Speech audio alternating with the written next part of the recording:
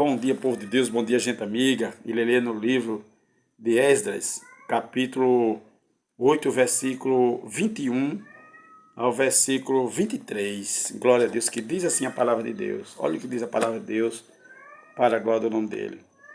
Então ali perto do rio Ahava, dei ordem para que houvesse um dia de jejum.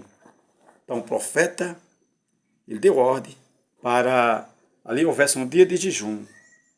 Louvado a Deus. Todos nós deveríamos nos ajoelhar diante do nosso Deus e lhe pedir que nos dirigisse na nossa viagem e nos protegesse. Então pedir que Deus dirigisse naquela viagem, naquele compromisso e também protegesse, né?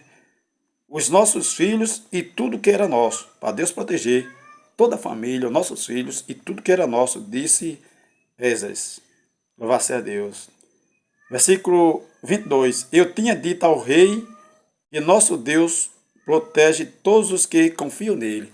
Ele tinha dito ao rei que Deus protegia todos que confiam em Deus, que confiam nele. Louvado seja Deus.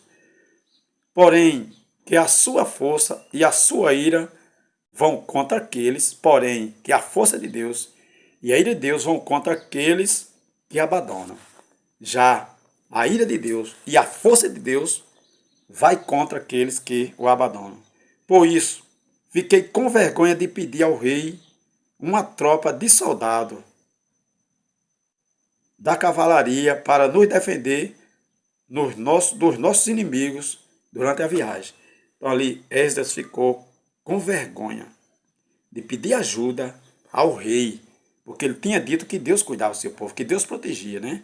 Diz a Bíblia que ele ficou com vergonha. Eu fiquei com vergonha de pedir ao rei uma tropa de soldados da cavalaria para nos defender dos nossos inimigos durante a viagem. Versículo 23, ele tomou uma decisão de resolver sem pedir ajuda do rei. Olha o que ele disse, para a glória de Deus, né? Assim nós jejuamos e oramos. E assim nós tomamos uma decisão, jejuamos e oramos, pedindo a ajuda que Deus nos protegesse. Então, eles oraram, né? Esdras ali como líder, pedindo ajuda a Deus que nos protegesse. E ele atendeu a nossas orações. Glorificado seja o nome do Senhor.